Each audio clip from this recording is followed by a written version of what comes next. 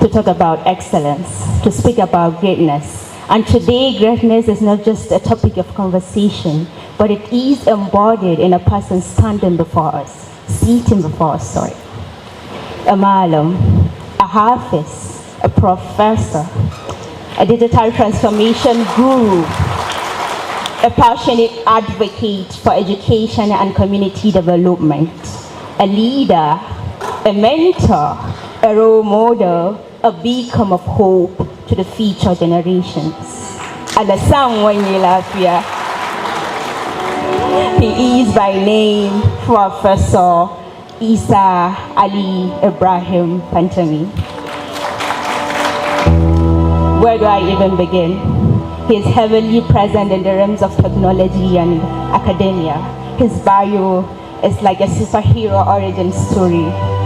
Born in Gombe State, Nigeria, he rises to become a global promoter of social, soft and technical skills. With a PhD from Harvard, yes, that Harvard, and certification from MIT and Oxford, he's a true champion of digital transformation. But wait, there's more. He's a policy maker, regulator, a farmer, yes, farmer, scholar, consultant, and academic. Professor Pantami's impact is as vast as the ocean. He served as Nigeria's Minister of Communications and Digital Economy, championing 23 national policies and making ICT contributions soar to 18.44%. Talk about game changer. And let's not forget about his accolades. Over 220 awards locally and internationally, including the Award of Excellence in the Governance and the National Honor of the Commander of the Order of Niger, CON. He's also a fellow of several esteemed organizations, that of FCIIS, FNCS, FBCS, among others.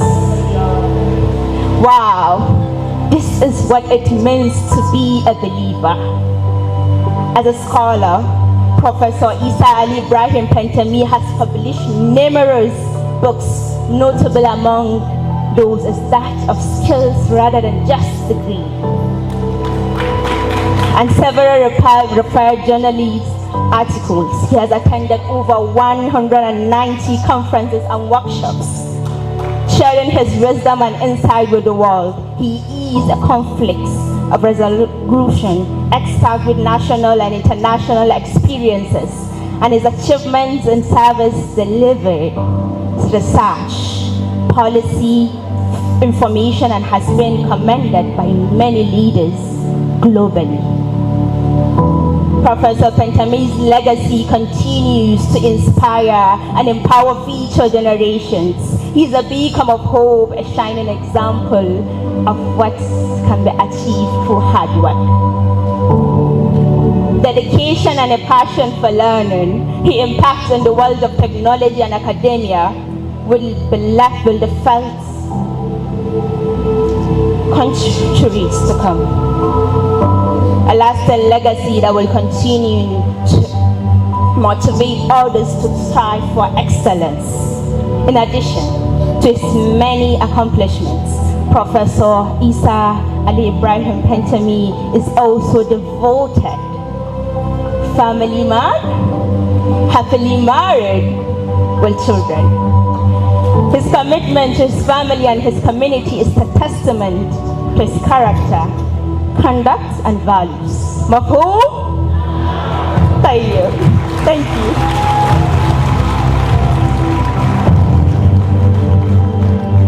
Thank you. Thank you. That is Fadila Idris, Isa Idris, for these encomiums, the accolades credited to Malam Sheikh Professor Isa Ali Pantami. Please join me to welcome him to the stage. Professor.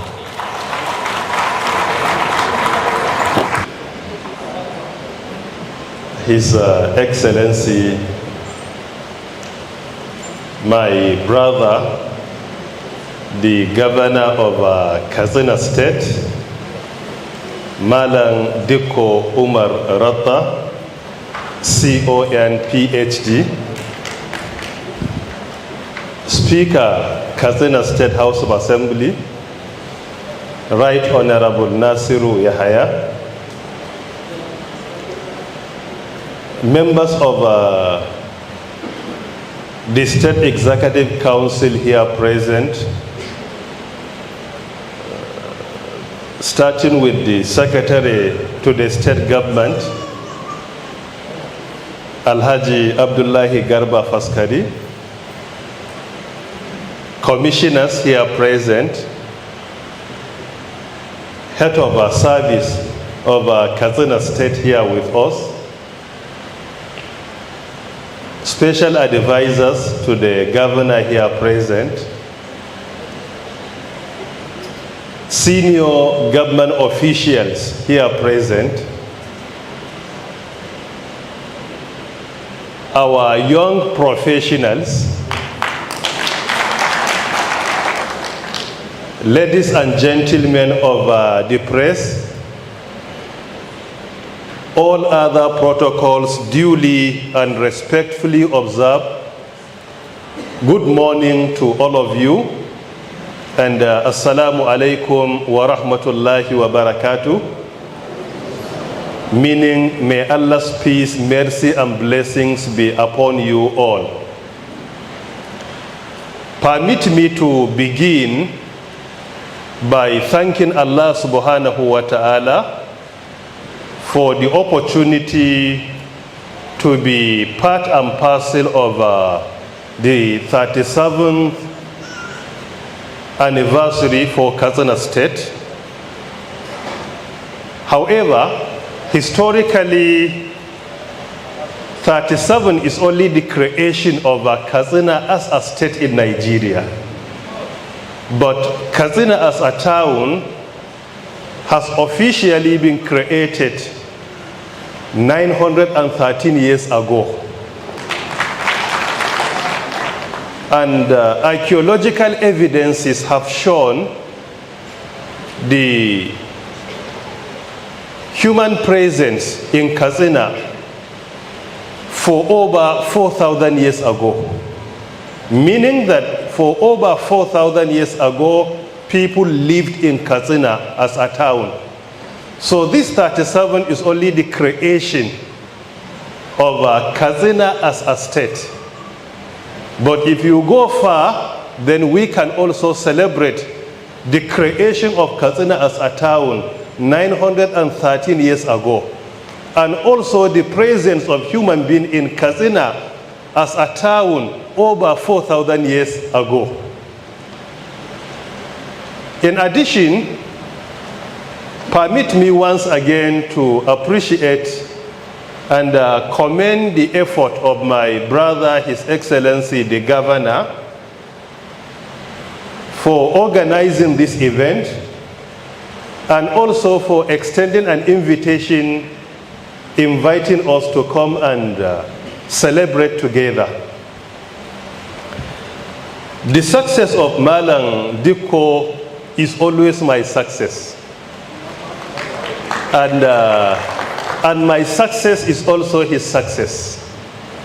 We have been together with him closely for the last 29 years. Since we met as undergraduates in university, even though he was my senior colleague. He was in the Faculty of Agric and I was in Science. But we spent our time, most probably we spent around 3 years together on campus. Since then, we maintain a cordial relationship. While I was the DG of NIDA in 2016 to 2019, he was also my neighbor, or let me say, I was his neighbor as the DG of Smedan. So I used to visit him and he used to visit me in office. Particularly when there was so much pressure on him, he will just come in and spend a moment with me, the same with me. When he was elected as the governor of Katsina State, to the time he assumed duty, I had been following all his activities. Whenever I speak with him on phone and I commend some of his initiatives, he will say, and the same way, if you see my mistakes, please draw my attention. I say, you don't need to solicit for that. When I see, I will undoubtedly call and draw your attention. I commend his initiatives. The first call I made to him when he became the governor, it was most probably after a month. Even though we met physically on the 29th of May 2023. We met physically on his first day in office. However, I intentionally failed to call him for 1 month, monitoring his initiatives. For my first call to him is to commend the policies he initiated in Katsina State within that period of time. My brother Umar Dikorada, we are proud of you. We pray to Allah to continue to guide you and make you very successful in whatever you do. We are also very proud of Katsina State. Definitely my history will not be complete without mentioning Katsina State. Beside my parents and my teachers, 3 people that are highly influential in my career, all of them are from Katsina State. This is a story of another event, not here. The topic of our discussion today, as earlier mentioned, is enhancing personal skills for global career opportunities. This topic is very apt and is very relevant to all of us. And what I intend to present here will significantly be an elderly advice to our younger ones. Anyone that is older than you with at least 10 years is your elder. So by implication, I can say anyone here below the age of 42 years, I'm definitely his elder. So by implication, I intend to share our real life experience with you. Unfortunately, most of our younger ones are not interested in any way to tell them the afflictions and calamities of life, particularly at the initial stage of your career. They are only interested in hearing the success story.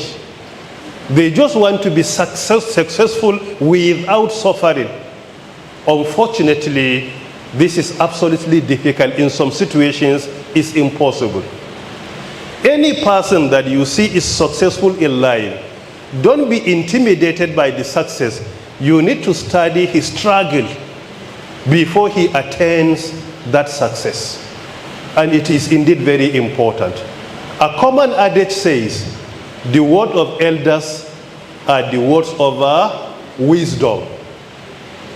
We are where we are today because we listened to the advice of our elders.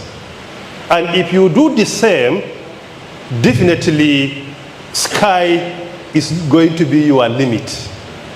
But you must agree that you must work for success before you attain it. There is no doubt about this. Furthermore, why do I say the theme or the topic is very important? Enhancing personal skills for a global career or for global career opportunities. If you look at our challenges in Nigeria, there is no way you can navigate them without your personal skills, without enhancing your personal skills, which include your soft skills, your social skills, and even your technical skills. Some of the challenges we have in Nigeria: number one, unemployment. Today, we live in an era where a graduate, a first-class graduate of electrical engineering or computer engineering is struggling to get employed. We still have the challenge of unemployability, where a graduate of first class cannot demonstrate the skills of his field. When you employ him, you need to teach him even how to do the work. Some graduate with first class or second class offer are even struggling to come up with their personal CV. So this is another challenge of unemployability. Challenge of poverty. According to the recent statistics, 88.4%, or rather 88.4 million people in Nigeria are living in extreme poverty. 88.4%. By implication, you can say around 45% of our people are living in abject and extreme poverty in Nigeria. And there is no doubt most of them are in the northern part of the country.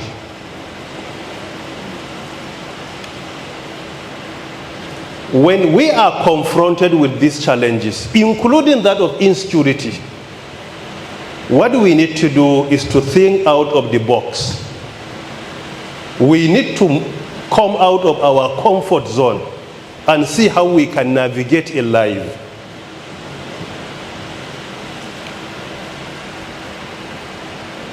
As it was earlier mentioned here, that I had been agitating and advocating for skills.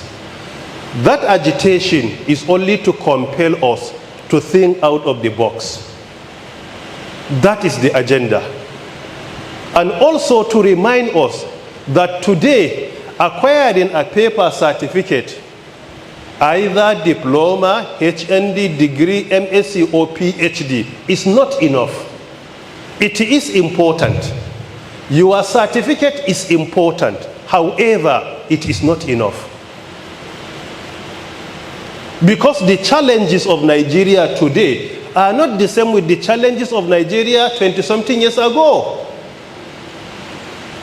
We graduated from university, and I left the university. I only received a phone call from one of our teachers and mentors in our university, a very respected personality, also from Katsina State, by name Professor Awal Marsum Bindawa. He only called me on phone and said to me, Malam, and I answered him, Malam as well. He said, you are requested to come back to ATBU for documentation. And I said to him, for what? He said, you have been employed. I said, sir, but I did not apply. He said, we applied for you. And I said to him, sir, is it a directive or an advice? And he asked for clarification. I said, if it is a directive, you are my elders, I have no objection. However, if it is an advice and I have an objection, then he said it is a directive. In less than 48 hours, I left Gombe for Bauchi to ATBU for documentation. Today, the situation is not the same. And this is within less than 30 years. Only last year, one of our fathers from Katsina State visited me at home in Abuja, Alhaji Abu Gidado. One of the pioneer graduates of Ahmadu Bello University Zaria in 1965, he honored me by visiting me at home. And I had a very fruitful discussion with him because I always try to learn from our elders. He told me that when he graduated from university, he had many opportunities waiting for them. Some of them were employed, were given that commitment of employment even before their graduation. He served as the Commissioner of Finance in the then Kaduna State. He was a Minister of Finance in Nigeria. He was also the MD of Arewa Textile. He was also the Deputy Managing Director of Peugeot, among many others. But you will discover that all these opportunities without any application. Today, the situation is not the same. That is why it is necessary for us to get ready to leave our comfort zone in order to be successful in life. In addition, it is being said that the largest investment you can make is the investment you make in yourself. What you invest in yourself, educationally and otherwise, is the best investment you can make ever. Furthermore, we must also admit that we cannot change our yesterday, but we can make an adjustment and change our today. And by implication, we cannot change our beginning, but we can change our ending. There is no way I can change my yesterday, but definitely I can navigate today and change my ending. And this is indeed very important. Why global career opportunities? Many young professionals and young graduates in Nigeria, particularly in northern part of Nigeria, they restrict their opportunities in life to only two. One, state employment. Two, federal government employment. Applying even for any opportunity in the private sector is not in their dictionary, and they are not interested. Furthermore, global opportunities, global career opportunities, what is called international employment or cross-border employment, these things are not in their dictionaries. When you speak to them, even applying in the private sector, they will say there is no security, job security there. Unfortunately, it's not true, because it is only in government you can get employed and do as you wish, and nobody will query you. You maintain your job, the good, the bad, and the ugly. All of them can maintain their jobs in government. Why? Because of lack of discipline today. In the private sector, without performance, there is no way you will be successful. International employment, without personal development, without personal skills, you cannot go anywhere.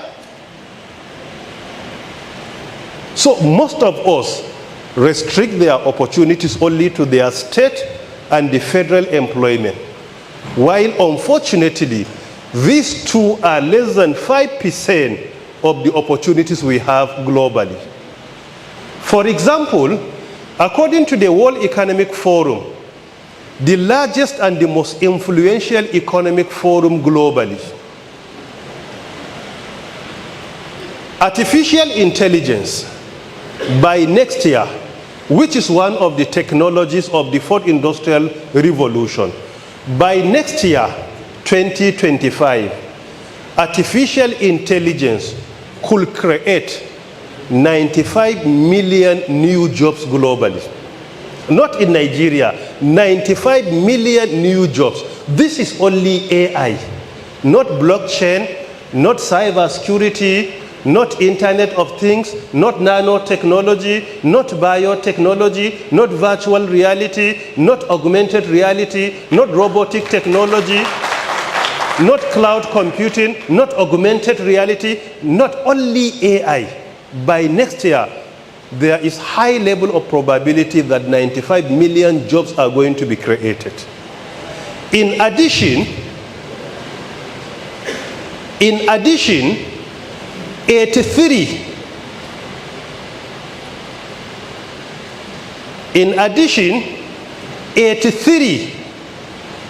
jobs are going to be lost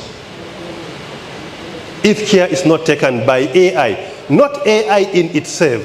People who master AI will take over the jobs of another 83 million people globally. This is to show to us why personal skills and personal development are necessary. Because the requirements of executing our jobs, the actual requirements are changing year in, year out. The skills you need to be successful today, some of them 10 years ago, they were not documented. But today, without them, you cannot be successful in your career. But 10 years, they were not documented. So the requirement for you to be successful, these requirements are changing year in, year out. It is because of this I intend to advise our young professionals on 3 important skills. Number 1 is life skills, what we call social skills or interpersonal skills or emotional intelligence skills. These personal skills are skills that are supposed to be like inbuilt, like inherent in you. I will speak on only 3 examples. Number 1 is empathy and an emotional intelligence. Empathy and emotional intelligence. What is empathy? Empathy is one of the most important skills of the 4th Industrial Revolution. According to the World Economic Forum, today people need empathy more than even the technical skills they need to do their jobs. And a minimum of 3/4 of global jobs today need an aspect of empathy and emotional intelligence. Empathy in your career is important. It's all about sharing the feelings of others. These feelings could be positive feelings and could be negative ones. Positive feelings like happiness, like excitement, among others. When you want to be successful in your career, try to make sure that you share empathy and emotional intelligence with people that you work together. You work in an office, one of you is absent. Reach out to him and make an inquiry why he is not in the office. And not in the form of investigating, but trying to show that you care so much about him and about his health condition. That is why you are calling him. Ibrahim, I couldn't see you today in the office. I hope you are doing well. No, I have been sick. Subhanallah. Show your empathy to him. So empathy is important for the employees and also for the employers. And in fact, even within our colleagues, we need to show empathy. And the same with emotional intelligence. When it comes to empathy, including negative feelings like sadness, like fear, like anxiety, they are part of the negative feelings. So when you work in a team, make sure you share happiness and sadness with all the members of your team, whether as a superior officer or even a junior officer. Whoever you interact with, even your driver, you have to show this empathy to him. It is not about doing the job. Show to him that you care so much about his life and also about his health condition. In addition, the same with emotional intelligence. Emotional intelligence is your ability to understand the emotions in you and the emotions in others. Meaning that you have to be self-aware and also to regulate yourself. Self-awareness and self-regulation. Many people fail because they fail to control their emotion. They don't know where to speak, when to speak, and how to speak. They allow their emotions to control them. Unfortunately, they always take action and regret at the end. Don't allow yourself to be controlled by your emotions. Firstly, you must have self-awareness. You should know your strengths and your weaknesses. You should know the nature of your anger. If you are angry, you should realize before anybody realizes it. This is indeed very important. When to talk and how to talk. So emotional intelligence is very important indeed. Self-awareness and self-regulation. And if you don't have good emotional intelligence, sometimes you will discover that people that are unjust, people that are the actual oppressors, they behave like they are the oppressed. So if you don't have excellent emotional intelligence, people that are supposed to be defensive, they will try to be offensive. It is only with an excellent emotional intelligence you will not allow their emotions to mislead you. So that is why self-awareness and self-regulation is important. When we interact with others, we are human beings. We have our strengths and we have our weaknesses. Let us know how to manage our weaknesses in interaction, in public speaking, in our activities. Even if someone provokes you, try to manage yourself very well. If he provokes you and you become angry and you react badly, he is successful.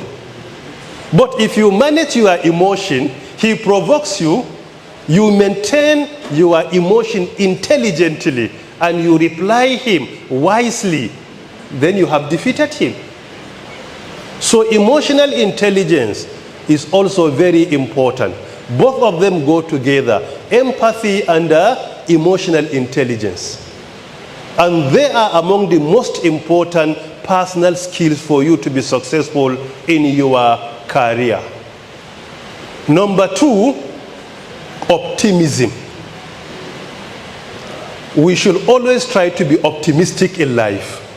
No matter how difficult life is, irrespective of the challenges you are being confronted with, try to remain very optimistic. Be an optimist.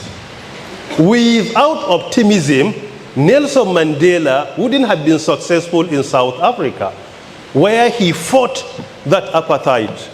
Without optimism, there is no way he could achieve that.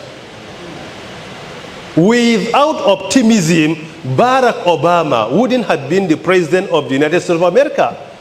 Somebody that his history originated from Kenya. Without optimism, we will not be here addressing my brother Malang Duko Umar Radda. When he intended to resign from Smedan to contest the governorship election here in Katsina State, more than 90% of friends and brothers disagreed with him. So without optimism, he wouldn't have been the governor of Katsina State today. You have to be very optimistic in life. Try to be an optimist. And this is even what religion teaches. Delete the word impossible from your dictionary. Even the word impossible, when you rearrange the letters, it means I am possible.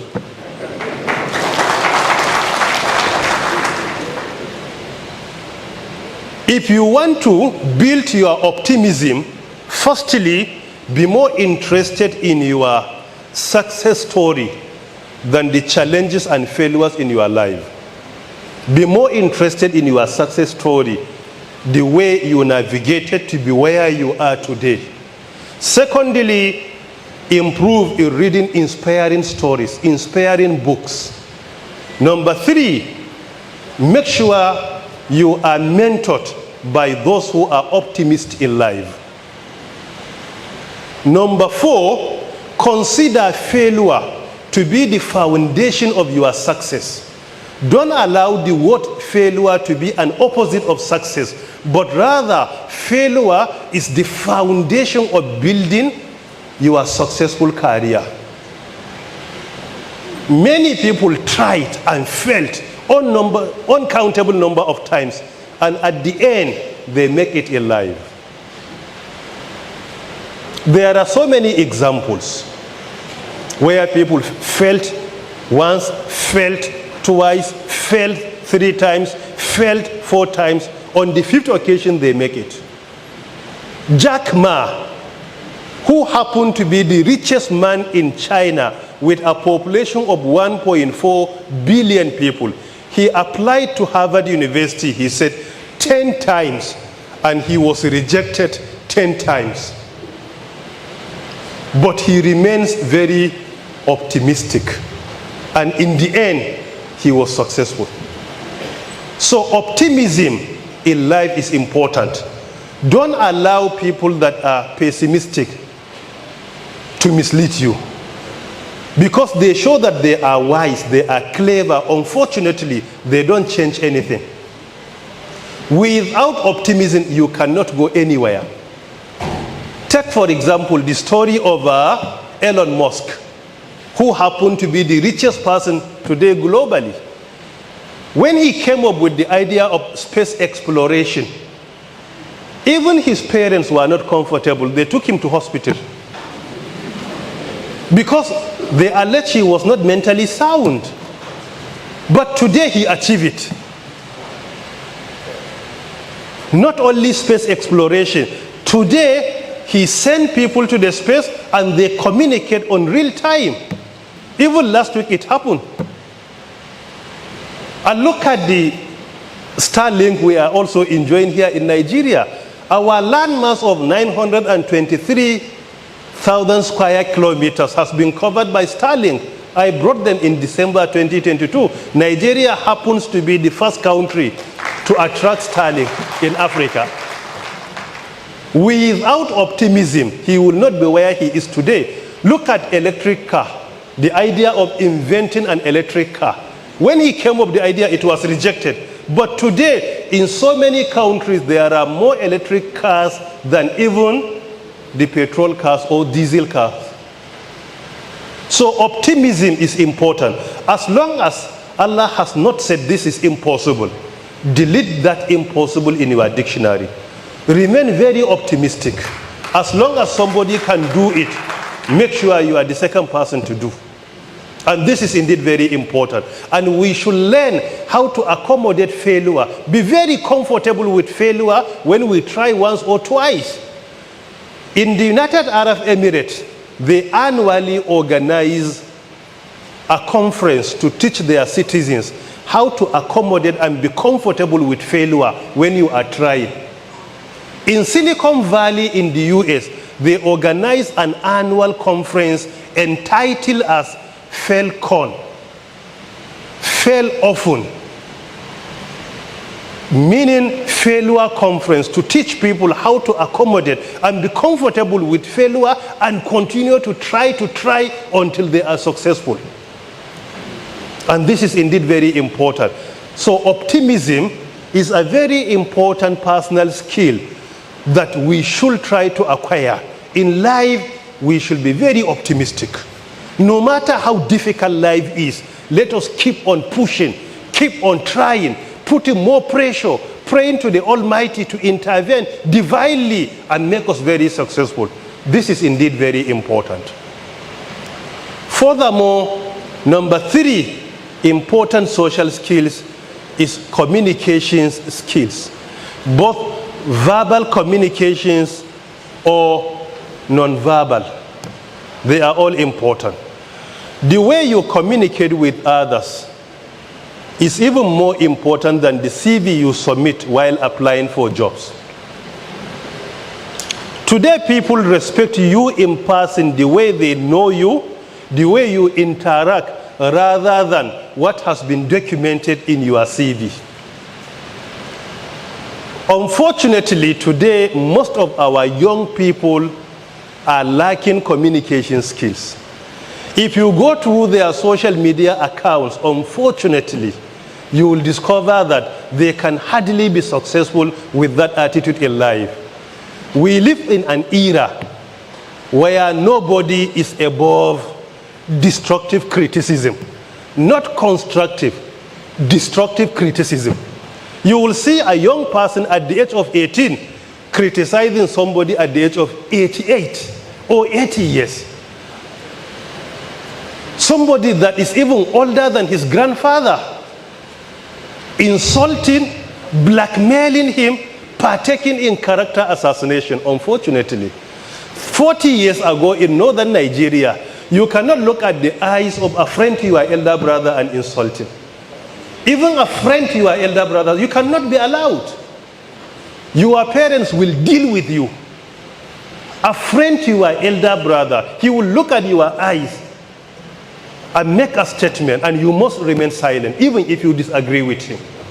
A friend to your immediate elder brother is automatically your elder brother. Unfortunately, due to the lack of communication skills, most of our younger ones, they don't even know how to greet elderly people. Even how to greet their leaders, they don't even know how to greet them. So if you look at even the way to approach someone, win his heart, communicate to him effectively, unfortunately, they are missing. So social skills or personal skills are very important when it comes to communication and interaction. Try to know, try to learn. The more you confront somebody, the more you win his heart automatically. This is very important. Without learning how to respect elders, how to respect your leaders, how to interact with your seniors, it's difficult for you to be successful in life. Many institutions globally today, before, if you apply for a job, before they read your CV, they will go through your social media handles and follow all your postings and your communications. Somebody went for an interview. He was telling me directly. When he went there, the first thing they did, they presented a tweet to him in which he tweeted against the organization that he was attending an interview to get employed. So even before answering any question, he started by apologizing to them. Whatever we are writing, it is being documented for or against us. Undoubtedly. People that you are insulting today, sentimentally, by next year you could be before them, seeking for their help. We agree and disagree, but we have to do that with courtesy. People that are older than you, you can disagree with them. But even criticism requires courtesy. You forget all their good virtues. You forget all their virtues in life. You only look at their fault. Most probably before you discover one fault, they have over 50 virtues. Over 50 achievements, but you close your eyes, you only look at one fault. And in some situations, it's not even a fault. It is only your imagination. If you want to control and build your communication skills also, avoid reacting to one-side story. Any story that is one-sided, remain silent until you hear the second part of the story. That is why in justice, fair hearing is not just optional, but is a necessity. Whenever someone is being criticized, don't take decision, don't take side until you hear from him. So fair hearing is part of what we call retributive justice. So retributive justice is all about fair hearing and equality before the law. But today we don't care, we don't investigate. Whatever is said, we believe so much. And we continue to propagate and broadcast it. When we hear the second part of the story, then some of us that are responsible and reasonable enough will start apologizing and changing their position wisely. Some will still maintain the same earlier position they took. Communication skills is key. Even if you disagree with people, you should know that criticism requires courtesy. People that are older than you, people that are more educated than you, people that are more successful than you, people that are your leaders. In whatever you do, we must agree that criticism requires courtesy. And our criticism must always be after hearing both sides of the story. Furthermore, we must also make sure that we do it wisely, not only to criticize, but to offer solution on how to resolve an issue. So these skills are very important under interpersonal skills. Empathy and emotional intelligence. Number 2, optimism. Number 3, communication skills, both verbal and non-verbal. They are all important.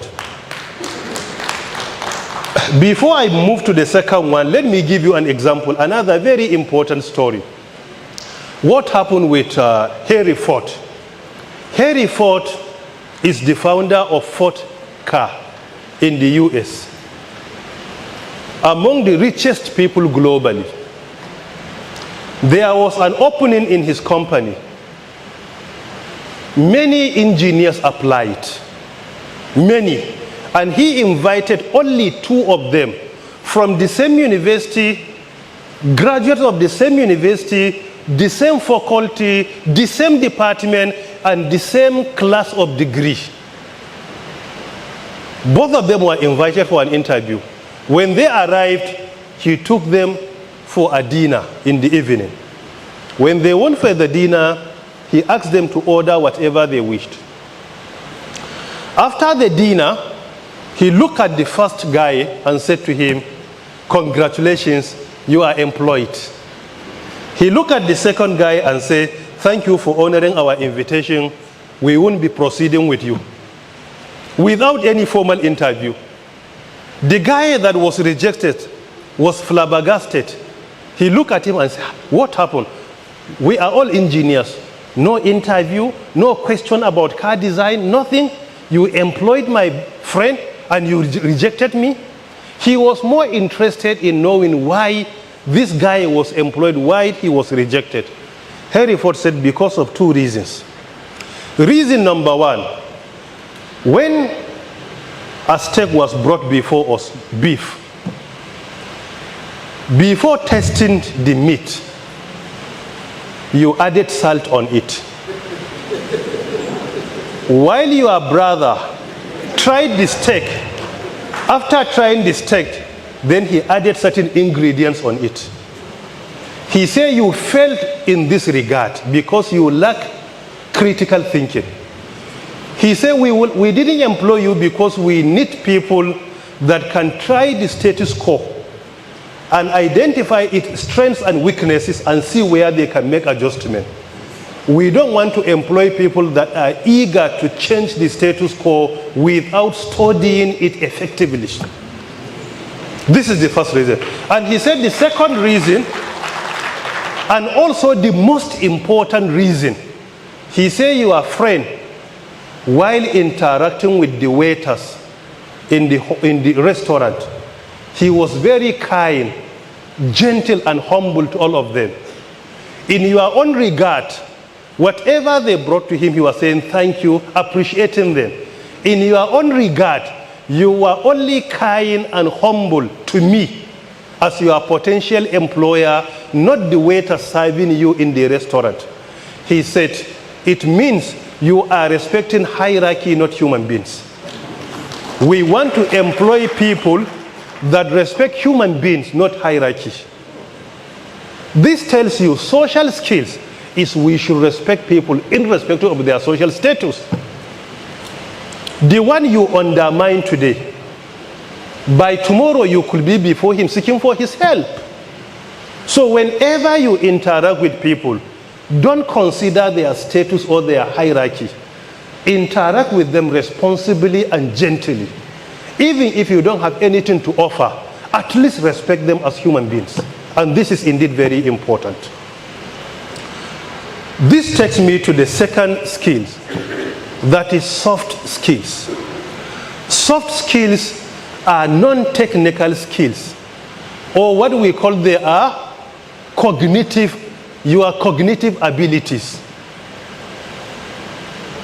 There are many of them, and even today, in the contemporary era, soft skills are more important in your career than even the technical skills.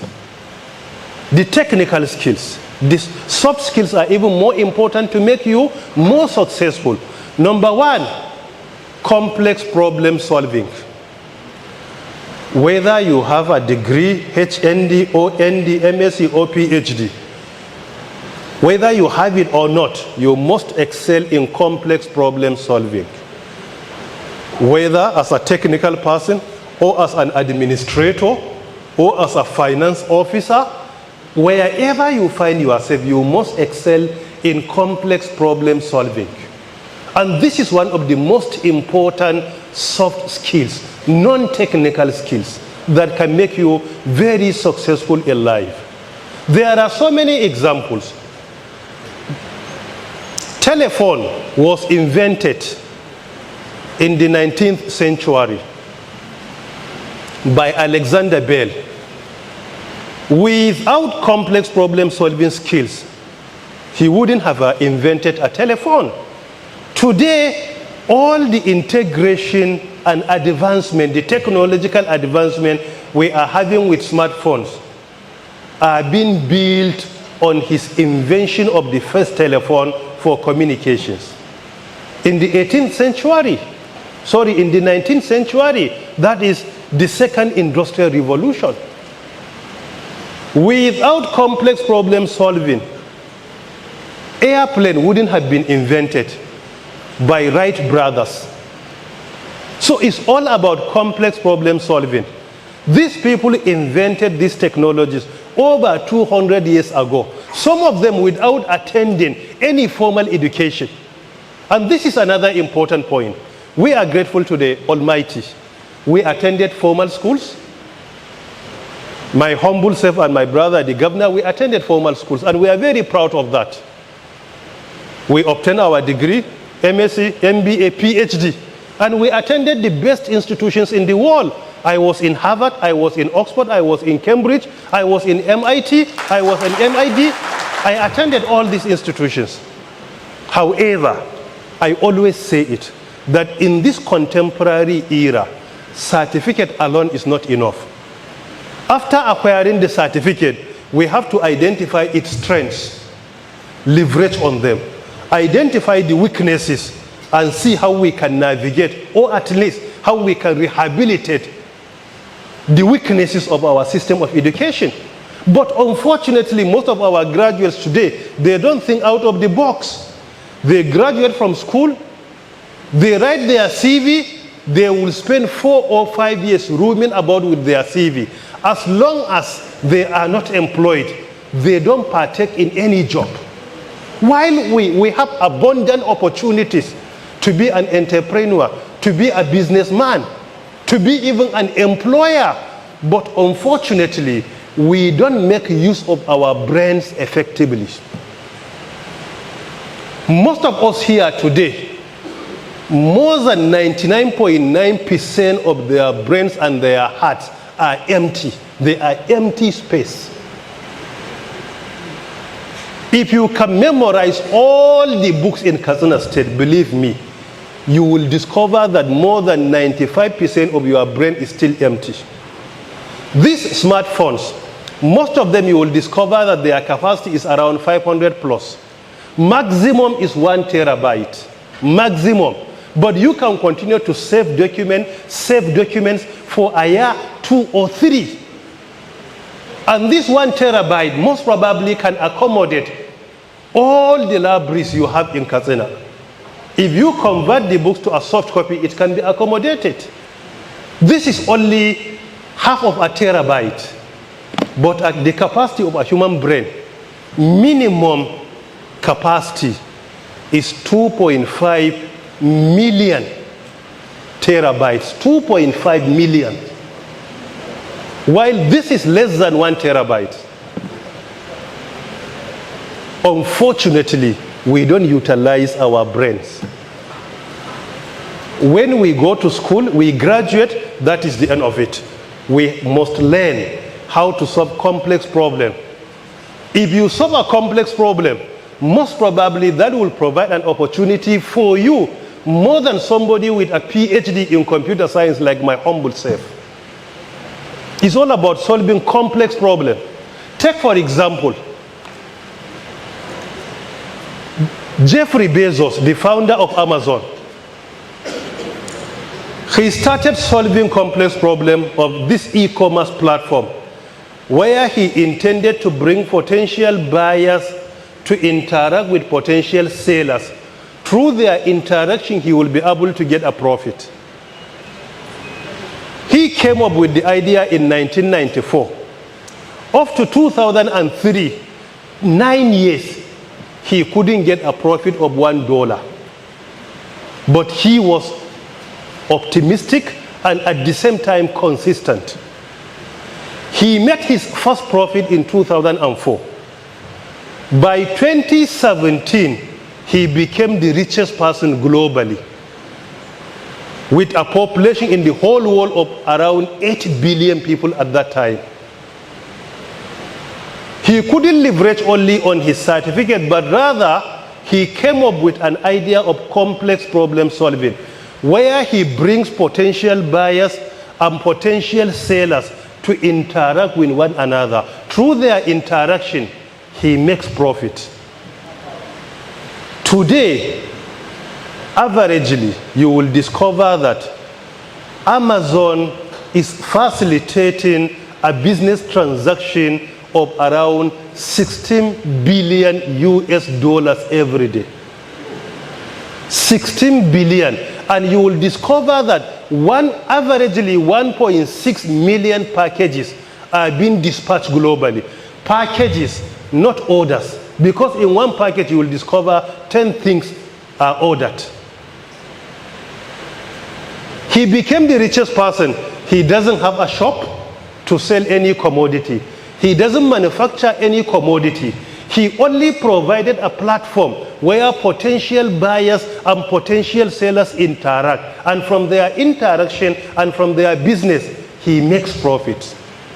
And this is what makes him to be the richest person for 4 consecutive years. This is about complex problem solving. So we should not restrict our career to only the certificate we acquire. Certificate is important, should be the foundation, but unfortunately today is not enough. Because challenges are many. The requirement for you to be successful in your career are changing by the day. They are not static. What we were taught in university, even in technical skills, today are not applicable. While in university, we were being taught Fortran, Pascal, basic programming language, COBOL, but today you are talking about Python and others. So if you remain static, you will discover even technically you could expire. When the governor graduated from Agri-Economics Department, in agriculture, the environment then was not the same with today. Today we are talking about digital agriculture or smart agriculture. We are talking about halal economy, for example. So the situation is not the same. We must continue to build our personal skills. For you to be successful, you should be a learner throughout your life. And it is indeed very important. So complex problem solving is number 1, soft skills. Then number 2, critical thinking. Critical thinking is another soft skill that will make you very successful in your career. And it has an algorithm that you need to follow in order to be successful in critical thinking. There are many examples of successful critical thinkers globally in technology. We have so many of them. Take, for example, like Elon Musk is another example of a critical thinker. Steve Jobs is another example of a critical thinker. When they invented smartphone, they came up with an innovative idea in its design. And that is why you will discover that smartphone of Apple and Samsung, both of them have been very successful for many years. 20 years ago, 15 years ago, the most prominent smartphone in our hands were Nokia, Ericsson, and others. Where are they today? Most of them disappear. But today we are only talking about Apple and Samsung. And to a certain level, who are we? Why? Because they are critical thinkers. Through their innovation, and they partake in exploration rather than exploitation. Nokia was more into exploitation. When they were successful, they went to sleep. Before they woke up, Apple and Samsung overtook them. Why? Because it was exploitation, but today it's exploration. Exploration is about critical thinking. You provide what your customers need before they realize they need it. If you have a smartphone, you will discover that more than 90% of its applications in its store are unutilized by us. Why? Because they partake in critical thinking. They provide what you need even before you realize that you need or you want it. So critical thinking is important. Today, we have so many challenges in northern Nigeria. You can partake in critical thinking and solve the problems. Insecurity in the northwest, banditry, kidnapping. The responsibility is not only on security experts. Even some problems require multifaceted approach. You can sit down and think critically and come up with a solution that your state or the country can learn from. It's all about critical thinking. In agriculture, if you discover what government provides as an intervention and subsidy and the actual output, you will discover even if we are making profit, is definitely insignificant. Partake in critical thinking, come up with a solution that will enhance our productivity in agriculture. If you can take away all the subsidies of federal government, state government, and many more, you will discover that we are making insignificant profit in agriculture. The Netherlands, as a country, with a landmass of around 40,000 square kilometers, 6 states in Nigeria, each and every one of them is larger than the Netherlands.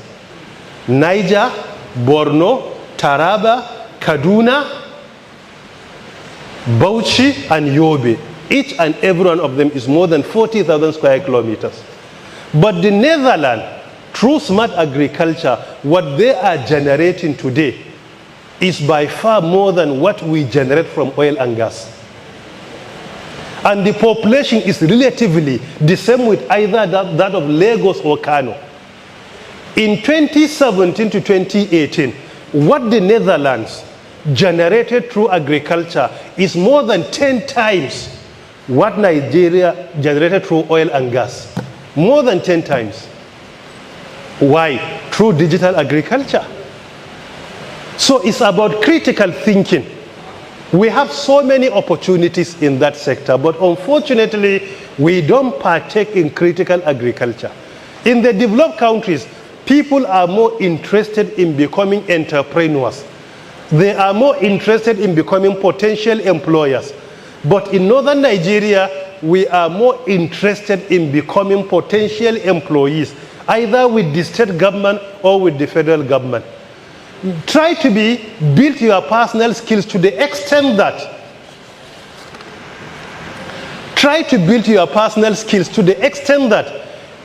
people can hire your mind, not your time. They can hire your mind, not just your time. We work for government. I gave you one example. I left my comfort zone and for Saudi Arabia. I served in Nigeria, starting from programmer, graduate assistant, lecturer, graduate assistant lecturer, lecturer 2, lecturer 1. I left for Saudi as a senior ranking officer in academia. And I was there when I was directed to return to Nigeria to serve as the DG. So I left my comfort zone. When I arrived at the Islamic University of Medina, based on their record, I was the first ever Nigerian to be employed by the university as an academic. The first ever. So in life, it's not only about following your comfort zone. Make sure that you are flexible. Wherever you see an opportunity, you can switch there and you can also be successful. Let us not narrow our opportunities only to what is within the state or federal. There are more and more opportunities out there. Number 3 soft skills is thinking out of the box. Thinking out of the box is another important skill, irrespective of your area of expertise. Thinking out of the box, or what we call creative thinking. We have security challenges in the Northwest, most probably for almost 20 years today. If the situation continues, we need to think out of the box, not to continue repeating the same strategy, the same approach, while the problem is deteriorating. Thinking out of the box requires all of us as citizens to help our communities, our states, and our country partake in thinking out of the box, provide solutions, even unsolicitedly, to your leaders on how to navigate. Most of our people in power, most of them, not all, they don't even have time to think for themselves. They need people with capacity around them to always advise them, even if they are better than you intellectually. Because of that burden of responsibility, they don't have sufficient time to think for themselves.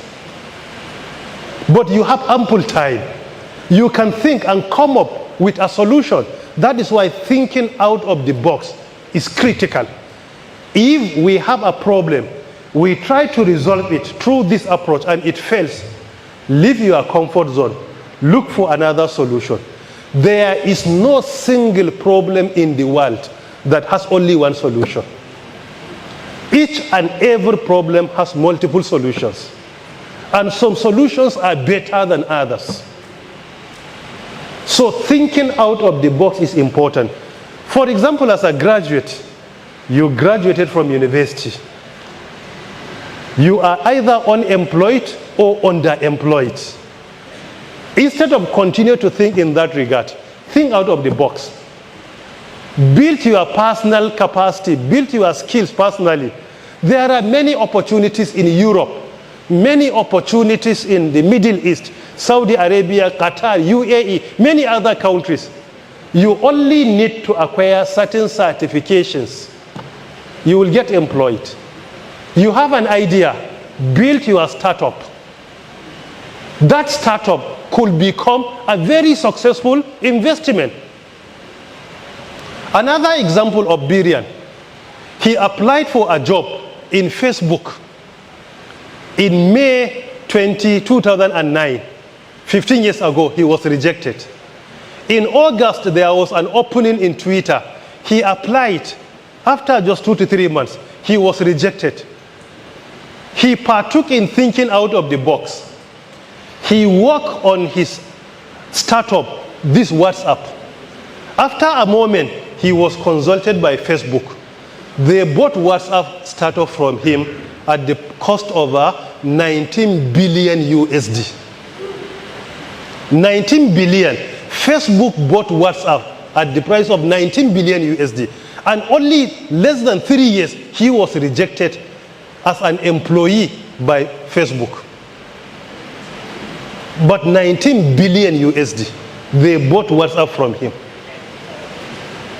Instead of him sitting down, waiting for opening, either in local government or state government or these federal institutions, he worked on the startup and they purchased it at the price of 19 billion USD, while he was rejected less than 3 years ago by the same company, just to serve as an employee. So thinking out of the box is key. If this fails, try to be multidisciplinary. Move to another sector. While growing up, I was a farmer. I was introduced into a farm by my Tsangaya teacher. May Allah be merciful to him.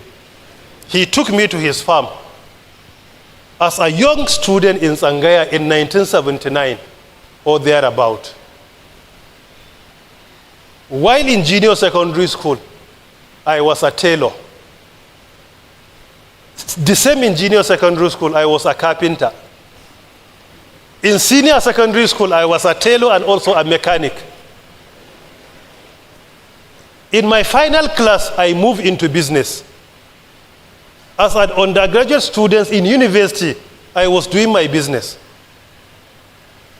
So don't restrict your opportunity to only that paper certificate. Paper certificate is important, but it's not sufficient. And don't make it to be your career. Even if you are employed, continue to build your personal skills. Today, unfortunately, you can graduate with first class in computer science from our system of education. But there are many countries, as long as your terminal degree is from Nigeria, you will not get employed in that area. Only few that are employed with our degree without additional certifications without mostly our medical doctors and people teaching English language in the Middle East. Most of them. But so because of this, don't restrict your career to only Nigeria. Upgrade your skills to the extent that you can go anywhere and work. You should partake either in reskilling or upskilling or cross-skilling, as the case may be. And finally, technical skills. Identify your area, whether in technology or engineering. Excel in certain technical skills that will make you very successful. In our area, I will advise you to excel in artificial intelligence and big data analytics. They are key. If you are like in civil engineering, structural engineering is very important. Don't rely only on your certificate. Go and acquire many certifications that are recognized globally. Most importantly, build and excel in human skills. Human skills are the first two we earlier mentioned. Social skills, empathy and emotional intelligence, optimism and communication skills. And also soft skills of a complex problem solving, critical thinking, and thinking out of the box. They are the actual human skills because they are embedded in you in person. While your technical skill is your ability to use your hand and manipulate.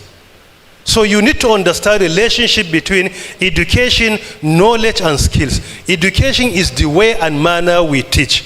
Knowledge is the ability to understand factual information, while skill is the ability to implement the factual information in practice. So if I know this is that, is knowledge. But if I'm able to implement, that is skills. If I know electrical engineering is knowledge, when I'm invited to fix a problem within my area of study and I fix it hands-on, that is skills. But if I can explain without doing it practically, then I have the knowledge and I don't have the skills. Whatever you can explain theoretically is knowledge. But whatever you can put into practice is what is called skills. So we need to excel in that regard. In finance, there are fourth industrial revolution skills. In management, there are many. In human resource, there are many. In each and every area you find yourself, don't restrict your chances and opportunities to only Katsina State or Nigeria. Try to be a global citizen where your CB can be presented anywhere and you can go anywhere and work. If you find my book, Skills Rather Than Just Degrees, I spoke on this issue of skills from page 8 up to around page 16. Furthermore, your certificates are important but not sufficient. I spoke on that on page 1, saying that we have many opportunities globally. The guy who wrote the foreword of the book is the president of Microsoft globally, Brad Smith from America. And he clearly stated that one of the major problems they are being confronted, they have many openings that remain open for many years. And many applicants are applying year in, year out, but they are not employed. Why? Because there is a mismatch between what they are looking for and what the potential employees have to offer. Update yourself, be multidisciplinary so that you can work anywhere globally and be successful. Thank you very much for listening. Quickly, this event is targeted at the youth. And by what Madam told us here today, the sky is the limit. What is needed from you is that critical thinking, boldness to approach challenges and succumb them to opportunities. You'll be surprised how old was Malam when Katsina State was created. He was just 14 years. 14 years when Katsina State was created, because Malam was born on the 20th of October 1972.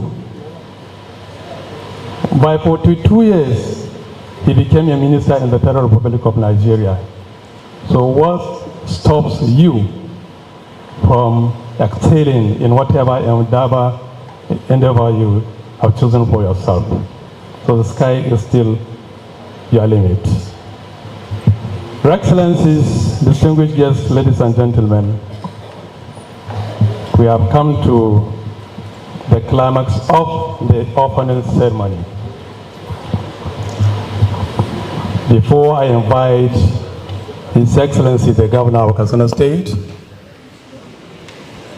to flag off this colloquium, let me inform our distinguished guest speaker that His Excellency, I learned from what you have presented that in a year also to come, the AI will provide 95 million new jobs globally.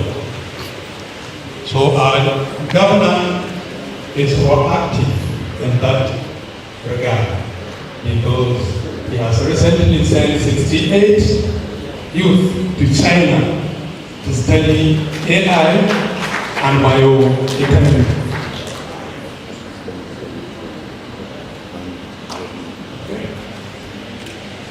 This is in addition to the 43 students he sent to Egypt, sponsored them to study medicine. And these youth or students are students of public schools. Nobody among them that study from a private institution. They are all from public schools. That means they are the sons and daughters of the masses.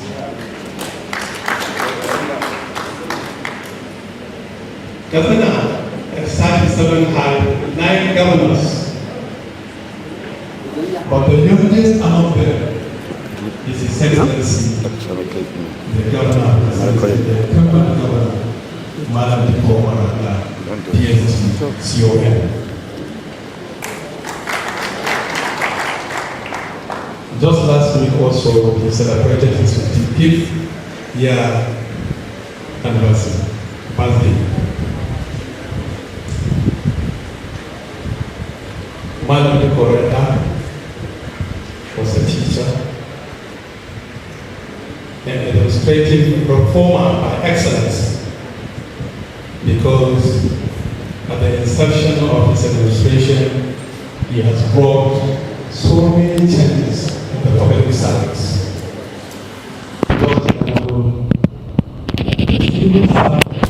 Who are the proprietors of the plans and execution of the plans of the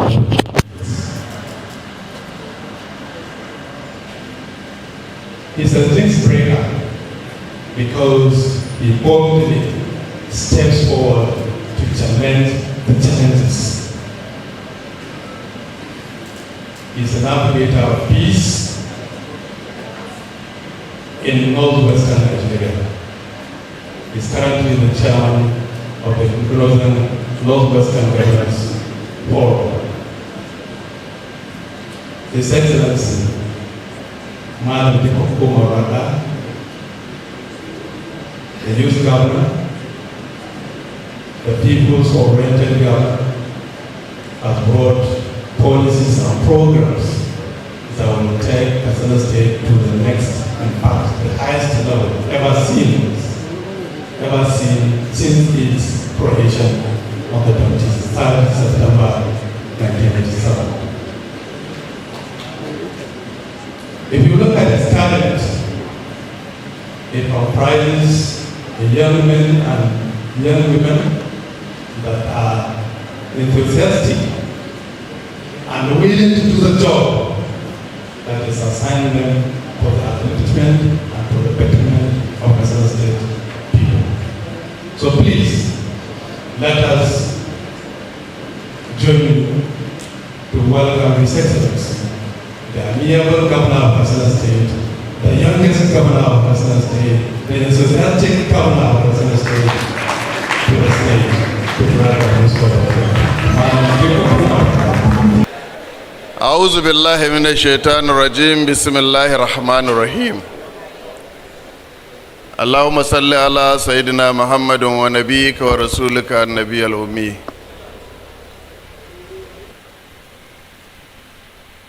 Sheikh Professor Isa Ali Ibrahim Pantami, our guest speaker and our august visitor to Katsina State. Malam, we thank you very much for having time to be with us despite your busy schedule. What you don't know is Malam is always a hot cake. He's being chased from all angles. So we are lucky to have him today in a very important occasion of the celebration of 37 years of creation of Katsina State by former President Ibrahim Badamasi Babangida. Right Honorable Speaker, Katsina State House of Assembly and other members of the State House of Assembly, Secretary to the Government, His Excellency, Abdullahi Faskari, the Head of Service, members of the State Executive Council, the representative of the Grand Cadi,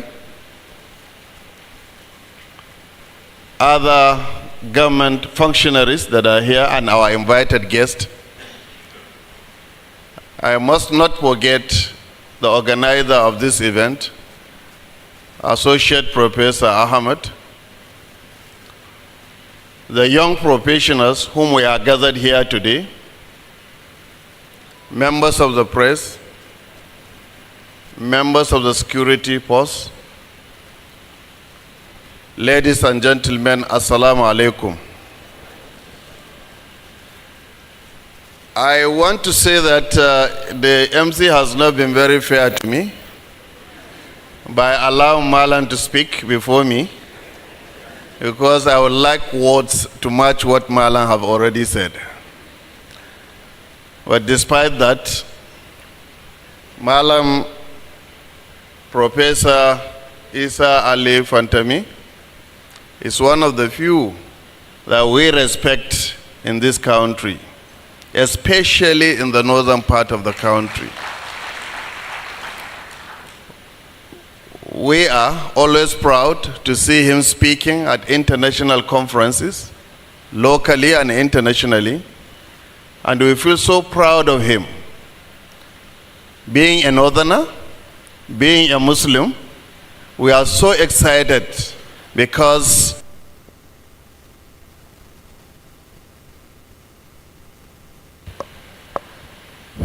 by former President Muhammad Buhari as the Minister of Communication and Digital Economy,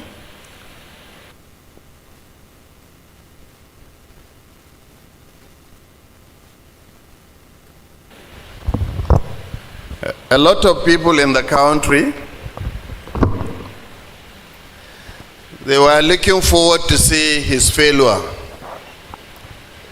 They said, how could an Islamic scholar be a minister?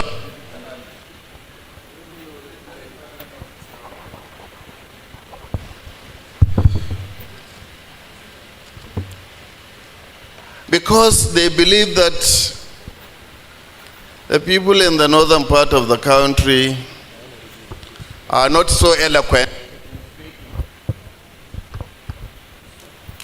But he has said it all. Allah has mentioned so important things to us today. I don't know. Malam have spoken a lot of things about us today, and I'm glad the young professionals are here.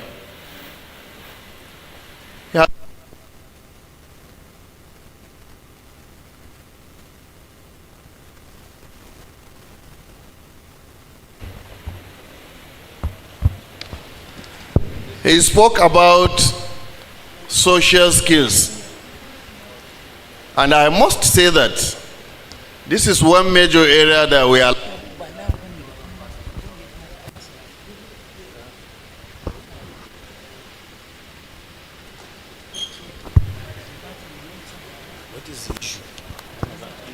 He spoke about empathy, putting yourself in the shoes of others to understand their problem.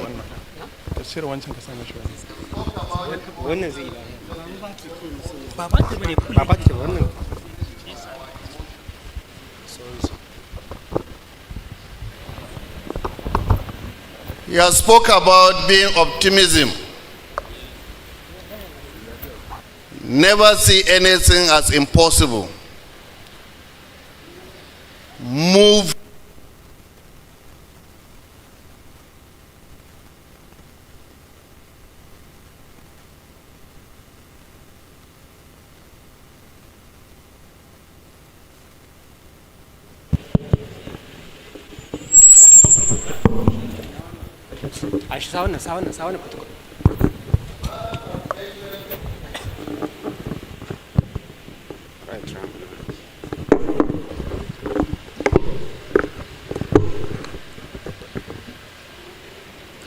Malan has mentioned some of his experiences,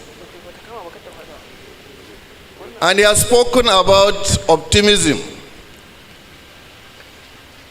He has said something that when I wanted to contest and resign my appointment as DG's maiden, when I had about 4 years to stay in office, my wife did not agree with me, my immediate family did not agree with me, my closest friends did not agree with me, but I'm optimistic that let me try it. And we have seen it all in Katsina. There were so many things that were flying at that time. If so are not supporting you, you can't be a governor. If so are not supporting you, you can't be a governor. But I was a loner, and God allowed it. Today I'm standing before you as a governor. He spoke about soft skills, complex problem solving, critical thinking, thinking outside the box.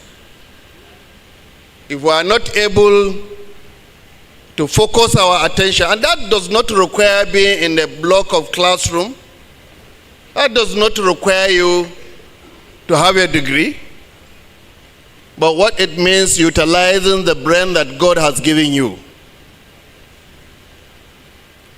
Then lastly, he spoke about technical skills. The technical skills is this: you got the knowledge, but how can you put the knowledge into use? We decided to have the young professional colloquium today to mark 37 years anniversary because the future of the state lies with the young people. We are coming to the end of our lives, given our age, but we have hopes on you.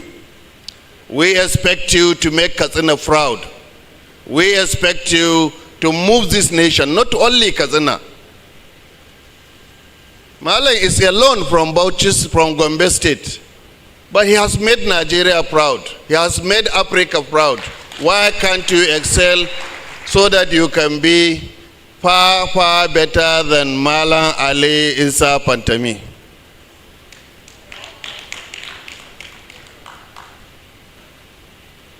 This is the best we could do. When we decided to take children, our young students, to study artificial intelligence and biotechnology, some people were criticizing us, but we know where we are moving. We are looking at the future. We are not looking at today or tomorrow. We are looking at 20, 30 years to come. What will Katsina State be when we are not there? The opportunity is here. Please try to take opportunity of the presence of Malan today and ask all the questions that you want to ask so that you can put yourself in a position to move forward and make Katsina State proud.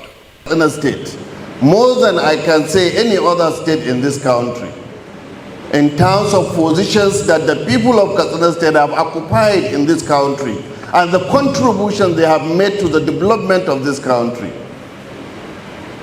We have produced 2 presidents, or I can say 3 presidents at different times.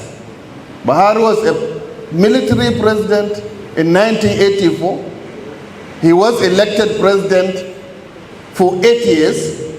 And Umar Musa Yar'Adua was also elected president of Nigeria.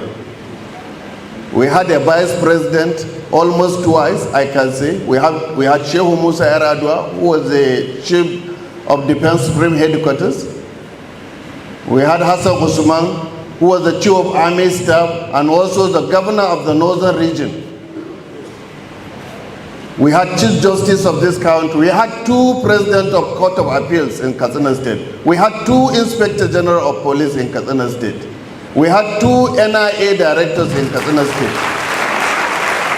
You can mention in all fields. We shouldn't allow it to die in our own hands. We shouldn't allow it to die in our own hands. And that was the reason when I formed my government, I was able to inject young people into the government, both male and female, so that we can have people who can drive the state in the next 10, 20 years to come. That is the vision. We came up with a lot of transformations, a lot of policies. Why? Because we are thinking of the future, we are not thinking of today or tomorrow or yesterday. Katsina State will live and outlive us, all of us here. Malan has mentioned it, that Katsina State, by archaeological findings, it has revealed that the town has existed for over 44,000 years. As a state, only 37 years. So, but definitely we will live, and Katsina State will be there, Nigeria will be there, the world will be there for all of us. So let's strive hard to ensure that we seize this opportunity and utilize the moment so that we can build our future. I want to show my commitment to the young professionals that Katsina State government is willing and ready to support those who want to develop themselves. Recently, I discovered a young man who designed a car. And I've asked the scholarship board to find a school anywhere outside Nigeria that can allow him to build his skills and excel. I have discovered a boy in Katsina who has developed so many softwares. I have now sponsored that young man to go to America, Silicon Valley, to study software so that he can develop his skills in that direction. So there are a lot of opportunities. Anybody who has anything exceptional that he needs support to develop, Katsina State government will be ready to support that young person. Before I end my speech, I want to thank the organizers under the chairmanship of the Secretary to the government of Katsina State, whom they have been committed to this organization throughout the period when we started. And I also want to thank Associate Professor Ahmed and the young professionals that are here today. I hope that this discussion will be very fruitful, not only to us, but to the state entirely, and it will be an inspiring to the development of the state in general. All we need from you, we need your support, we need your prayers. And as Malam mentioned, we are open for any valuable suggestion, that you may have in order for us to address the issue of insecurity that has been disturbing us over years, and also for any other developmental issues that you may have any suggestions. The government is open to receive it. You can channel it through the office of the secretary to the government, or through the office of the economic advisor to the governor, who is equally a young person like you. Or you can channel it to our Directorate of ICT under a young person like you who is sitting before us today. So please, we are open to all these things.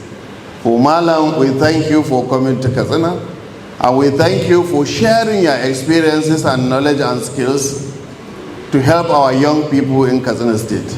You know, Malam is a rare person, because today I witnessed something very unique from him. He writes with both left and right hand, and very eloquently well. I've never seen that before, and it is rare to see a person who is so versatile in Western education as well as in Islamic education. So that is why I urge all of you to ensure that you train your children to be Hafiz of Quran. Because once you are a Hafiz at a very young age, it opens your brain for whatever knowledge that gets into your head. And it makes life easy for everyone. I think it's because Malam was a Hafiz at a very young age, that was why he excelled in everything that he endeavored into. So I think it's an advice. I've been struggling to get Hafiz in my children, but I believe inshallah Allah will give me one. And I hope that we will all strive to have one Hafiz or two in our family. The sky is the limit. Thank you, and God bless all of you. I wish you fruitful discussion. Thank you.